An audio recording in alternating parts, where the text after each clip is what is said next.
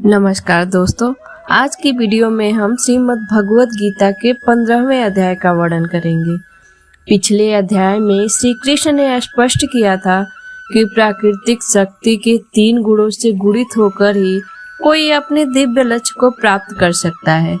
उन्होंने यह भी प्रकट किया कि इन गुणों से परे जाने का सबसे उत्तम उपाय भगवान की अनन्य भक्ति में तल्लीन है। ऐसी भक्ति में तल्लीन होने के लिए हमें मन को संसार से विरक्त कर केवल भगवान में अनुरक्त करना होगा। इस अध्याय में श्री कृष्ण अर्जुन की दुनिया की प्रतिकृति विकसित करने में उनकी सहायता से उन्हें भौतिक दुनिया की प्रकृति को चित्रित शैली में समझाया है। वे भौतिक संसार की तुलना ऊपर से नीचे अस्वस्थ बरगद के वृक्ष से करते हैं। देहधारी आत्मा इस वृक्ष की उत्पत्ति का स्रोत है और यह कब से अनुभव में है और कैसे बढ़ रही है, कोई समझे बिना एक जन्म से दूसरे जन्म में इस वृक्ष की उत्पत्ति के ऊपर नीचे घूमती रहती है। इस वृक्ष की जड़ें ऊपर की ओर हैं क्योंकि इसका स्रोत भगवान में है। वेदों में बताए गए सकाम कर्म फल के समान है। इस वृक्ष को प्राकृतिक शक्ति के मानक से सींचा जाता है। ये गुण इंद्रिय विषयों को जन्म देते हैं जो कि वृक्ष के ऊपर लगे कोम्पलों के समान है। कोम्पलों से वायवीय रूट फूट कर प्रसारण होता है जिससे वुडलैंड और भी अधिक विकसित होता है। इस अध्याय में इस पौराणिक कथा का विस्तृत रूप से वर्णन किया गया है जिसमें पता चलता है कि यह कैसी देहधारी आत्मा है। इसलिए श्री कृष्ण समझाते हैं कि इस पेड़ को कैसे काटना चाहिए। फिर हमें वृक्ष के आधार की खोज करनी चाहिए जो स्वयं भगवान है। परम स्रोत भगवान को खोजने के लिए हमें इस अध्याय में वर्णित पद्धति के अनुसार उनकी शरणागत ग्रहण करनी होगी और तब तक हम भगवान के दिव्य लोक के अनुसार पा सकेंगे जहाँ से हम इस लोक जगत में पुनः प्राप्त नहीं होंगे। श्री कृष्ण ने आगे वर्णन किया है कि उनके आदर्श अंश होने के कारण इस संसार में जीवात्मा प्रकार किसके से दिव्य है। माया शक्ति के बंधन के कारण वे मन सहित 6 इंद्रियों के साथ संघर्ष करते हैं। वे स्पष्ट करते हैं कि हालांकि आत्मा दिव्य है फिर भी वह किस प्रकार से इंद्रिय विषयों के भोग का आनंद प्रदान करता है। श्री कृष्ण ने यह भी लिखा है कि मृत्यु होने पर आत्मा अपने वर्तमान जीवन के मन और सूक्ष्म इंद्रियों पर किस प्रकार से अंतःकरण करती है। अज्ञानी न तो शरीर में आत्मा की उपस्थिति को अनुभव करते हैं और न ही मृत्यु होने पर उन्हें आत्मा के देह को त्यागने का आभास होता है। इस प्रकार से भगवान भी अपनी सृष्टि में व्याप्त हैं, लेकिन ज्ञान चक्र से ही उनकी उपस्थिति का अनुभव किया जा सकता है। यहाँ श्री कृष्ण प्रकट होते हैं कि दुनिया में भगवान की महिमा को और उनकी अनंत महिमा को जो सर्वत्र प्रकाशित है कैसे जान सकते हैं। इस अध्याय का समापन क्षर अक्षर प्राथमिक शब्दों की व्याख्या के साथ होता है। क्षर भौतिक जगत की नश्वर वस्तुएं हैं। अक्षर भगवान के लोक में निवास करने वाली मुक्त आत्माएं हैं। सर्वोच्च का अर्थ दिव्य सर्वोच्च व्यक्ति है जो दुनिया का सीमांत और निर्वाहक है। वह विध्वंसक और सनातनी मदारी से परे है। हमें अपना सर्वस्व उस पर निछावर करते हुए उसकी पूजा करनी चाहिए। पुरुषोत्तम भगवान ने कहा है, ऐसा कहा गया है कि शाश्वत अश्वत्थ वृक्ष की जड़ ऊपर की ओर और उसकी शाखाएं नीचे की ओर होती हैं। इसके पत्ते वैदिक वेद स्रोत हैं और जो इस वृक्ष के रहस्य को जानते हैं वे इन्हें कहते हैं। इस वृक्ष की शाखाएं ऊपर और नीचे की ओर फैली हुई हैं और इंद्रिय विषयों के साथ कोमल कोम्पलों के समान गुण धर्मों द्वारा अंकित है। वृक्षों की जड़ें नीचे की ओर भी लटकी हुई हैं क्योंकि मानव जन्म में कर्मों का प्रवाह होता है। इसके नीचे की ओर की जड़ों की शाखाएं दुनिया में मानव जाति के कर्मों का कारण है। इस संसार में इस वृक्ष के वास्तविक स्वरूप का बोध नहीं हो सकता और न ही इसके आदि अंत और वैज्ञानिक दृष्टिकोण को जाना जा सकता है। वास्तव में इस गहराई वाले रेगिस्तान वाले अश्वत्थ वृक्ष को विरक्ति रूपी हथियार से काट दिया जाना चाहिए। इसका कोई आधार नहीं हो सकता है। जो कि परम प्रभु है, जो कि भगवान श्री कृष्ण के अवशेष हैं, उनका अनादिकाल से उदय हुआ है और उनका शरण ग्रहण फिर से इस दुनिया में हुआ है, वापस नहीं आता। वे जो अभिमान और मोह से मुक्त रहते हैं और साधु आस्तिक की बुराई पर विजय पा लेते हैं, जो सांसारिक आत्मा अपनी और भगवान में ले लेते हैं, जो इंद्रिय भोग की कामना से मुक्त हो जाते हैं और सुख दुख के द्वंद्वों से दूर हो जाते हैं, ऐसे मुक्त जीव मेरा नित्य दिन प्राप्त करते हैं। न तो सूर्य, न ही चंद्रमा और न ही अग्नि मेरे सर्वोच्च लोक को प्रकाशित कर सकते हैं। वहाँ एक पर्यटक फिर से इस भौतिक संसार में वापस नहीं आ सकता। इस भौतिक संसार की आत्मा में मेरे शाश्वत अत्यंत अंश है, लेकिन प्राकृतिक शक्ति के बंधन के कारण वे मन सहित 6 इंद्रियों के साथ संघर्ष करते हैं। जिस प्रकार से वायु सुगंध एक स्थान से दूसरे स्थान पर ले जाती है, उसी प्रकार से देहधारी आत्मा जब पुराने शरीर का त्याग करती है और नए शरीर में प्रवेश करती है, तो उस समय वह अपने मन और इंद्रियों को भी ले जाती है। कान, आँख, त्वचा, जीवा और नासिका के इंद्रिय बोध जो मन के चारों ओर समूहबद्ध है के साथ देहधारी आत्मा इंद्रिय विषयों का भोग करती है।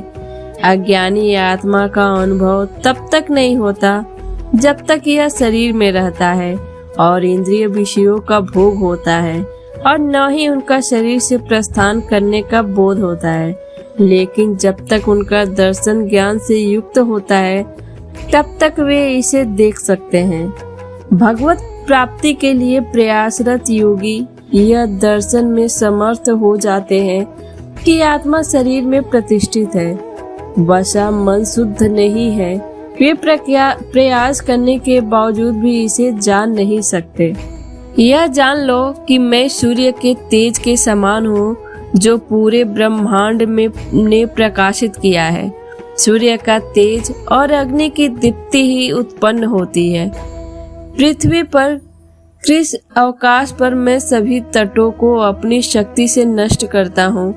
चंद्रमा के रूप में मैं सभी वृक्ष, पौधों और वनस्पतियों को जीवन रस प्रदान करता हूँ। मैं सभी कोलेस्ट्रॉल के उदर में पाचन अग्नि के रूप में रहता हूँ। अंदर सांस और श्वसन के संयोजक से 4 प्रकार के भोजन को मिलाता और पचाता हूँ। मैं समग्र रूप से हृदय में निवास करता हूँ और केवल स्मृति, ज्ञान और विस्मृति आती है। केवल मैं ही सभी वेदों का अन्वेषण करने योग्य हूँ। मैं वेदांत का रचयिता और वेदों का अर्थ समझने वाला हूँ। श्री कृष्ण कहते हैं, सृष्टि में 2 प्रकार के जीव हैं, क्षर और अक्षर। भौतिक जगत के सभी जीव नश्वर हैं और मुक्त जीव अज्ञानी हैं। इनमें से एक अतिरिक्त एक परम सर्वोच्च व्यक्तित्व है, जो अक्षय देवता है। वह 3 लोकों में जनरल नियंता के रूप में प्रवेश करती है और सभी पत्रिकाओं का पालन पोषण करती है। मैं नश्वर, वेद, मोक्ष दूत और यहाँ तक कि अज्ञानी आत्मा से भी परे हूँ। इसलिए मैं दोनों में ही दिव्य परम पुरुषों के रूप में स्मारक हूँ। वे जो संशय उपयोगी ज्ञान मुझे परम दिव्य भगवान के रूप में जानते हैं, वास्तव में वे पूर्ण रूप से युक्त हैं। हे अर्जुन, वे पूर्ण रूप से मेरी भक्ति में तल्लीन रहते हैं। हे निष्पाप अर्जुन, मेरे शिष्य वैदिक ग्रंथों की अति गुह्य सिद्धांत प्रचलित है। इसे समझकर मानवीय शक्ति संपन्न हो जाती है और अपने प्रयास से समृद्ध हो जाती है। दोस्तों, श्रीमद् भगवत गीता के 15वें अध्याय समाप्त हुआ। अब आइए जानते हैं इस अध्याय के पढ़ने और सुनने से हमें क्या लाभ होता है, इसका महात्म्य क्या है। श्री महादेव जी कहते हैं, पार्वती अब गीता के 15वें अध्याय का महात्म्य सुनो। गौड़ देश में कृपाण नामक एक राजा थे, जिनकी तलवार की धार से युद्ध में देवता भी परास्त हो जाते थे। उनका बुद्धिमान सेनापति शस्त्र और शास्त्र की कलाओं का भंडार था। उसका नाम था शरभ मेरुंड। उसकी भुजाओं का प्रचंड बल था। एक समय उस पापी ने राजकुमारों सहित महाराज का वध करके स्वयं ही राज्य करने का विचार किया। इस निश्चय के कुछ ही दिनों बाद वह हैजे का शिकार होकर मर गया। थोड़े समय में वह पापात्मा अपने पूर्व कर्म के कारण सिंधु देश के एक तेजस्वी घोड़ा हुआ। उसका पेट सटा हुआ था। घोड़े के लक्षणों का ठीक ठाक ज्ञान रखने वाले किसी वैश्य पुत्र ने बहुत सा मूल्य देकर उस अश्व को खरीद लिया और यत्न के साथ उसे राजधानी तक ले आया। वैश्य कुमार वह अश्व राजा को देने को लाया था। यद्यपि राजा उस वैश्य कुमार से परिचित थे, तथापि द्वारपाल ने जाकर उसके आगमन की सूचना दी। राजा ने पूछा, किस लिए आए हो? तब उसने स्पष्ट शब्दों में उत्तर दिया, देव, सिंधु देश में एक उत्तम लक्षणों से संपन्न अश्व था, जिसे तीनों लोकों का एक रत्न समझकर मैंने बहुत सा मूल्य देकर खरीद लिया है। राजा ने आज्ञा दी, उस अश्व को यहाँ ले आओ। वास्तव में वह घोड़ा गुड़ों में उच्च श्रवा के समान था। सुंदर रूप का तो मानो घर ही था। शुभ लक्षणों का समुद्र जान पड़ता था। वैश्य घोड़ा ले आया और राजा ने उसे देखा।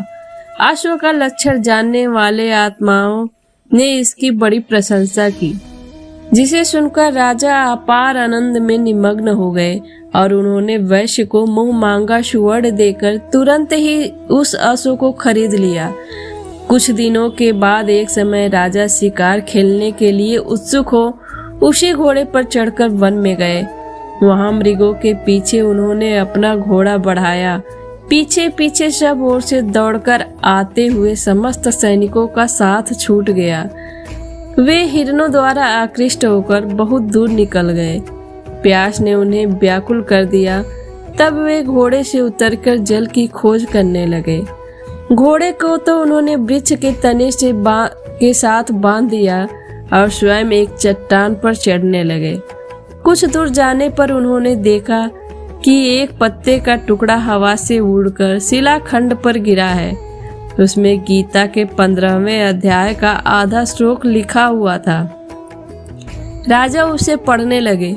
उनके मुख से गीता के अक्षर सुनकर घोड़ा तुरंत गिर पड़ा और अश्व शरीर को छोड़कर तुरंत ही दिव्य विमान पर बैठकर वह स्वर्गलोक को चला गया। तत्पश्चात राजा ने पहाड़ पर चढ़कर एक उत्तम आश्रम देखा, जहाँ नाग केसर, केले, आम और नारियल के वृक्ष लहरा रहे थे। आश्रम के भीतर एक ब्राह्मण बैठे हुए थे, जो संसार की वासनाओं से मुक्त थे।